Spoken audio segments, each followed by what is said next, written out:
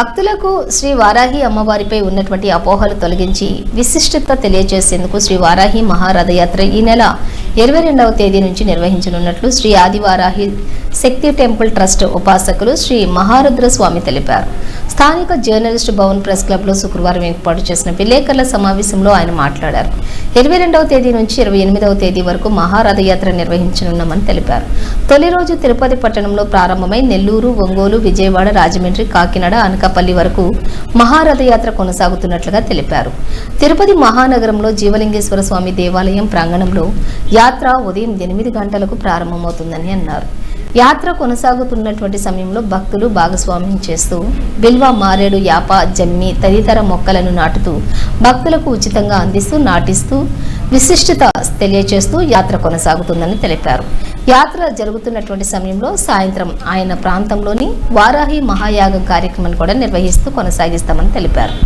వారాహి యాత్రలో పాల్గొని సేవ చేయాలనుకునే భక్తులకు వివరాల కోసం 9492247456ను సంప్రదించాలని తెలిపారు. ఈ సమావేశంలో ట్రస్ట్ సభ్యులు నిఖిలేష్ నాయుడు, సుధారాణి, మణి సుధారాణి తదితరులు పాల్గొన్నారు.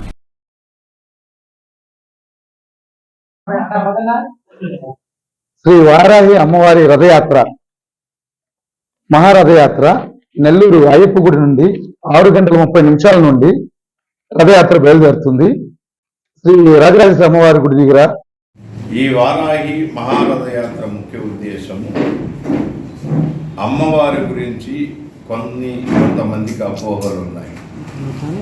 ఈ అపోహలను తొలగిస్తూ అమ్మవారి యొక్క విశిష్టతను ప్రజలందరికీ తెలియచేస్తూ ఆమె ఉగ్రదేవత కాదు, వరాలిచ్చేటువంటి తల్లి, ఆమెను పిలిచిన వారికి కొంగు బంగారం అవుతుందని ప్రజలందరికీ తెలియజేస్తూ వారిని ఈ అమ్మవారి యాగంలో మమేకం చేస్తూ ఈ రథయాత్రతో పాటు పర్యావరణ పరిరక్షణ నిమిత్తమై దేవతా వృక్షాలైనటువంటి బిల్వ, మారేడు, వేప, రాగి, జమ్మి, మర్రి చెట్లను ప్రజల చేత నాటిస్తూ ప్రజలకు ఉచితంగా అందజేస్తూ ఆ రోజు సాయంత్రం ఏ పట్టణంలో అయితే మహారథయాత్ర జరుగుతుందో ఆ పట్టణంలో సాయంత్రం వేళ శ్రీ వారాహి మహాయాగం నిర్వహిస్తాం.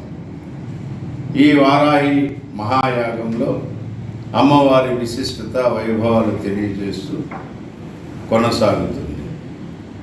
ఈ యాత్ర ముఖ్య ఉద్దేశం పర్యావరణ పరిరక్షణ, ఆపత్కర సమయంలో వారాహి ఆదుకుంటుంది అనేటువంటి ఒక సందేశాన్ని ఇస్తూ మొన్న జరిగినటువంటి వరదలకు కూడా ప్రకృతి వైపరీత్యాలే, కొంత మనం చేసుకున్నటువంటి స్వయంకృత అపరాధాలే, వాటన్నిటిని అధిగమించాలని, ఇటువంటి విపత్కర పరిస్థితుల్లో ప్రజలందరూ సౌఖ్యంగా ఉండాలని, వారాహిని తలుచుకోవాలని, వారాహిని ప్రతి ఒక్కరూ ఇంట్లో పూజించాలని తెలియజేస్తూ ఈ రథయాత్ర తిరుపతి నుంచి ప్రారంభమై 22వ తేదీ తిరుపతి, 23 నెల్లూరు, 24 ఒంగోలు, 25 విజయవాడ, 26 రాజమండ్రి, 27 కాకినాడ, 28 విశాఖపట్నం. ఇది తొలి దశ మాత్రమే.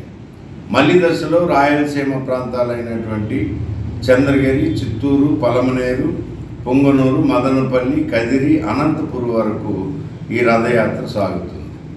ఇలా 4 దశల్లో ఈ మహారథయాత్రను ఈ ఆంధ్రప్రదేశ్ రాష్ట్రం అంతా జరిపించాలని ఈ 2 పీఠములైనటువంటి మేము వారాహి ఉపాసకులైన మేము నిర్ణయించుకోవడం జరిగింది. ఆ నిర్ణయంలో భాగంగానే 23వ తేదీన ఈ నెల్లూరు పట్టణానికి వారాహి మహారథయాత్ర వస్తుంది. ఈ నెల్లూరు ప్రజలందరూ ఈ మహారథయాత్రలో పాల్గొని అమ్మవారి కృపకు పాత్రలు కాగలరని, యాగంలో పాల్గొని అమ్మవారి ఆశీస్సులు అందుకోవాలని మేము కోరుకుంటున్నాం.